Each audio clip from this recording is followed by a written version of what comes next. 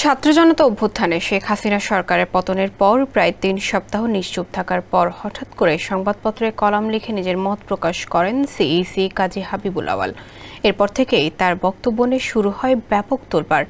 গুরুত্বপূর্ণ সাংবিধানিক পদে থেকেও পতিত স্বৈরাচারের দোসর হিসেবে কাজ করা এবং সর্বশেষ অন্তর্বর্তী সরকারের কার্যক্রম নিয়ে আইনি প্রশ্ন তোলায় তার পদত্যাগ ও বিচার দাবি করছেন অনেকে। আইন বিশেষজ্ঞরা বলছেন, অন্তর্বর্তী সরকারের সাংবিধানিক স্বীকৃতি নিয়ে প্রশ্ন তোলার পর তার এই পদে বসে থাকার আর কোনো সুযোগ নেই। জাকির হোসেন লিটনের প্রতিবেদন, বিস্তারিত জানাচ্ছেন আফসারা নাজ। সম্প্রতি প্রধান নির্বাচন কমিশনার কাজী হাবিবুল আউয়ালের লেখা সংস্কার, বিপ্লব ও ফরমান, সরকার ও সংবিধান শিরোনামে একটি কলাম প্রকাশ করেছে একটি দৈনিক সংবাদপত্র। ওয়ালটন ফ্যানের অ্যারোডাইনামিক ব্লেড ঘরের কোনায় কোনায় ঠান্ডা বাতাস ছড়িয়ে হাওয়া বদলে নেয়। সেখানে তিনি লিখেছেন, সংসদ অসাংবিধানিক প্রক্রিয়া ভেঙে দেওয়া হয়েছে। শুধু তাই নয়, আওয়ামী লীগ সরকারের পতনের পর সংবিধান স্থগিত না করেই যেভাবে অন্তর্বর্তীকালীন সরকারের কার্যক্রম চলছে, তাতে জাতীয় নির্বাচন আয়োজনের বাধ্যবাধকতার কারণে নির্বাচন কমিশন সাংবিধানিক সংকটে পড়বে। ওই কলাম লেখার কারণ ব্যাখ্যা করে তিনি বলেছেন, আলোচনার জন্য কাউকেই তিনি পাচ্ছেন না, তাই নির্বাচন কমিশন যে সাংবিধানিক সংকটে পড়েছে সেটা পত্রিকায় লিখে জনগণকে অবহিত করাই সমীচীন বলে মনে করছেন।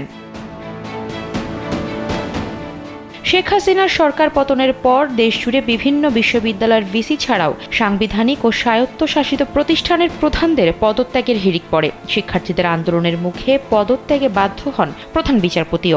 পাশাপাশি তারা নির্বাচন কমিশন সহ অন্যান্য সাংবিধানিক প্রতিষ্ঠানের প্রধানদেরও পদত্যাগের আহ্বান জানান। কিন্তু শিক্ষার্থীদের সেই আহ্বানে সাড়া না দিয়ে সরকারের সংকেতের অপেক্ষায় বসে আছেন সিইসি সহ অন্যান্য নির্বাচন কমিশনাররা। সরকার পতনের পর এই ইস্যুতে তারা কোনো বক্তব্য দিচ্ছেন না।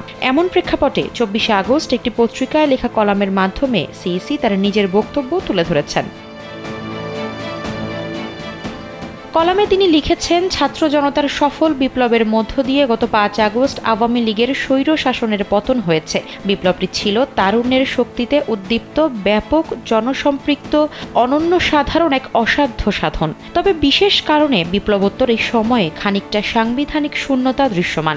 সংবিধান কতটুকু বা কিভাবে বলবৎ আছে তা বোধগম্য হচ্ছে না। স্পষ্টতা প্রয়োজন, অস্পষ্টতা অনাকাঙ্ক্ষিত। ভবিষ্যতে আইনগত জটিলতা হতে পারে। সাবেক আমলা হাবিবুল আউয়াল নিজের যুক্তি তুলে ধরতে গিয়ে স্বাধীনতার পর থেকে ৫৩ বছরে বাংলাদেশে আন্দোলন, অভ্যুত্থান, বিপ্লবের ইতিহাস তুলে ধরেছেন। কলামে ২০০৮, ২০১৪ ও ২০১৮ সালের নির্বাচন জাতির কাছে গ্রহণযোগ্য হয়নি বলে তিনি মন্তব্য করেছেন। শুধু তাই নয়, তার অধীনে এবছর ৭ জানুয়ারি অনুষ্ঠিত দ্বাদশ সংসদ নির্বাচনও জাতির কাছে গ্রহণযোগ্য হয়নি বলে মন্তব্য করেছেন তিনি। অভ্যুত্থান বা বিপ্লব পরবর্তী সরকার দায়িত্ব নেওয়ার পর সংবিধান আংশিক বা পুরোপুরি স্থগিত করা কেন জরুরি, তার পক্ষে নিজের যুক্তিগুলো ওই কলামে তুলে ধরেছেন তিনি। সংসদ অসাংবিধানিক প্রক্রিয়ায় ভেঙে দেওয়া হয়েছে দাবি করে তিনি নির্বাচন কমিশনের সামনে সংকটের কথাও তুলে ধরেছেন।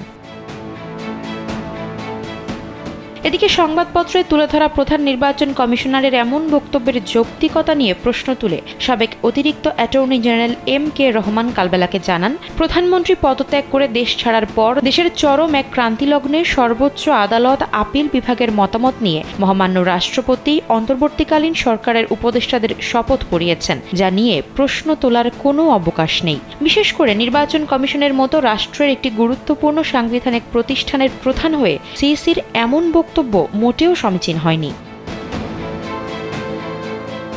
আফসারা নাজ, কালবেলা।